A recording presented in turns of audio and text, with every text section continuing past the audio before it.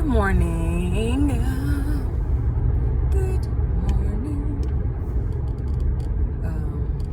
Today's day 13 on the provigil. I'm pretty much, I believe, I'm pretty sold on this provigil. I think I'm just gonna continue with provigil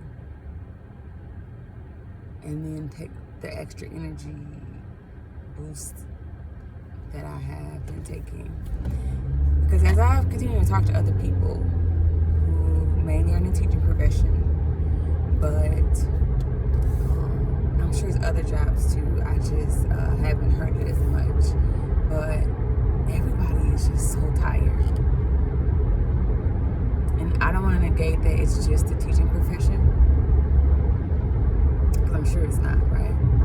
But so many teachers literally are just basically voicing how like I have felt for the past like 15 years of my life, you know what I'm saying? So it's been really interesting, because even as I've been making these videos, I'm like, I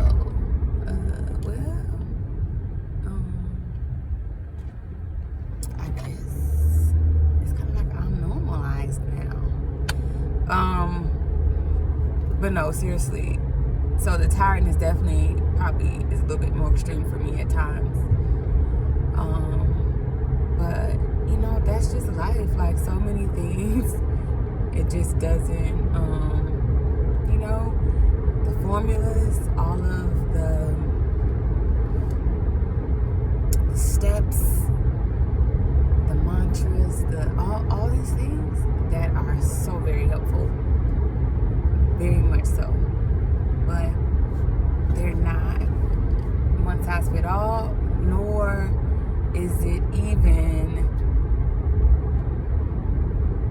one size fit each time, every time. Sometimes it was that one time. So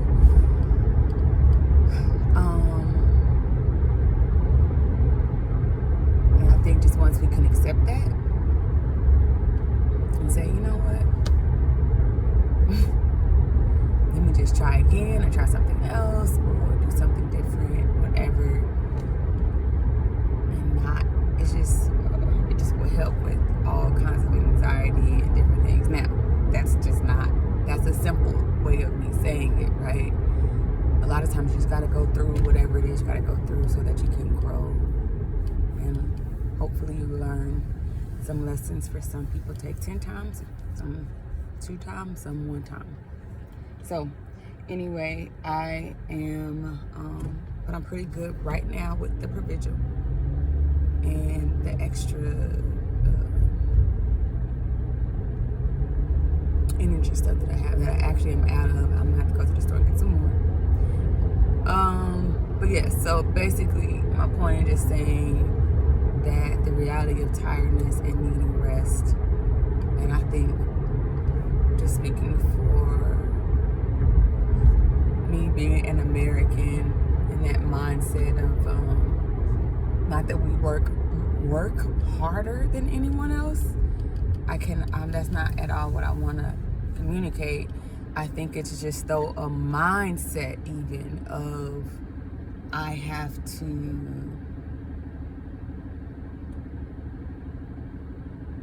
like, I can't stop.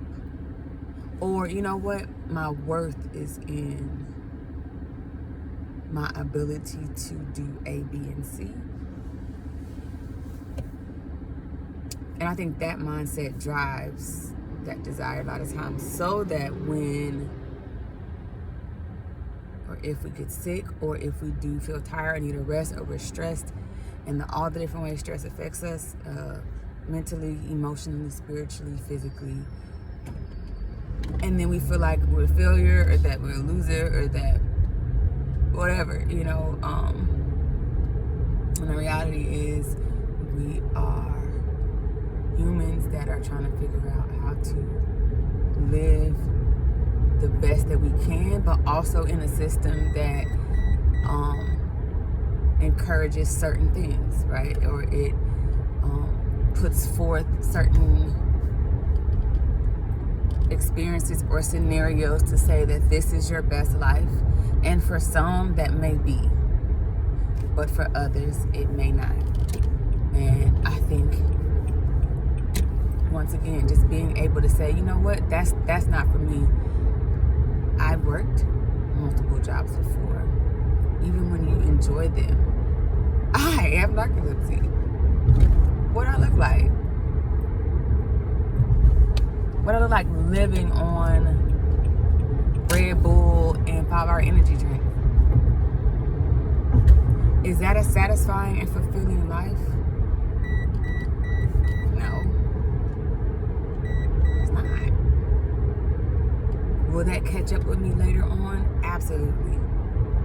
Whether it's the breakdown of health in my mental, physical, relationships, whatever it is. So, is it worth it? I don't know. You gotta decide that, I guess, for yourself. But I said I wasn't gonna do that again. Now I am trying to get another job, teaching dance classes. I'm excited about that, but I know I have to weigh that very carefully and be very clear about my boundaries, right? So, because once again, as much as there are expectations that we put on ourselves, there are also external expectations that others place on us.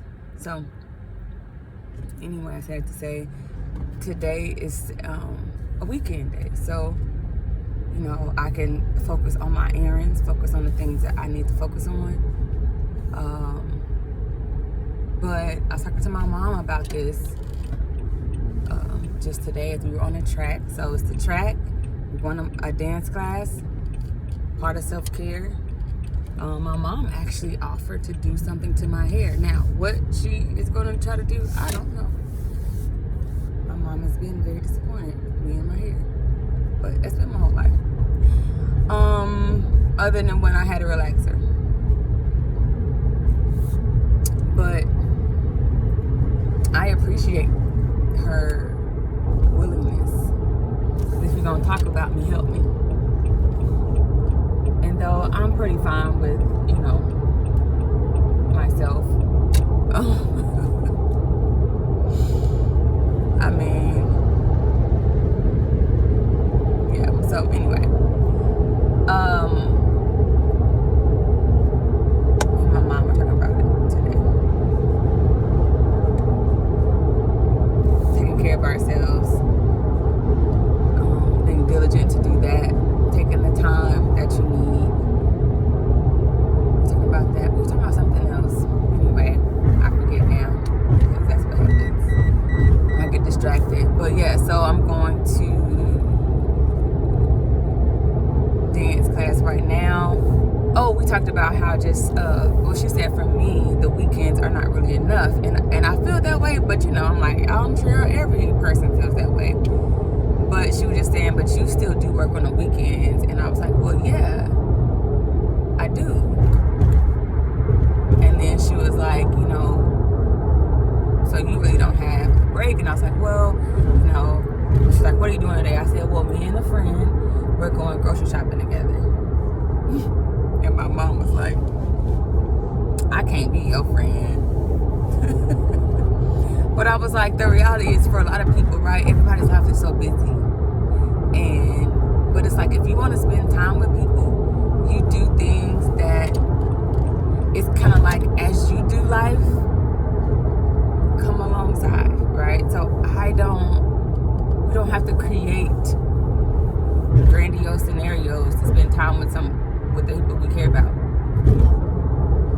And if you're going to Sam's, that's a trip that could take a couple hours. I don't know, an hour and a half to look around Sam's, to drive the 30 minutes to get there, depending on where you live. You know, whatever the case may be. And I think sometimes, you I was telling my mom, I was like, well, the reality is, and she's like, why don't you go to this place that has art and this and that and blah, blah, blah, and all those great things. And I was like, well, yeah, that's wonderful. But then when I have to still wash clothes, still clean up the house, still wash my hair so that she can help me do whatever she's going to help me do, maybe diet, I don't know. Still I have narcolepsy. That's not going anywhere.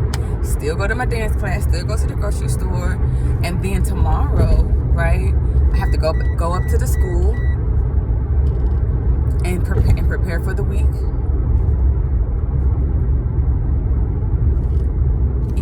Get my class together, clean it.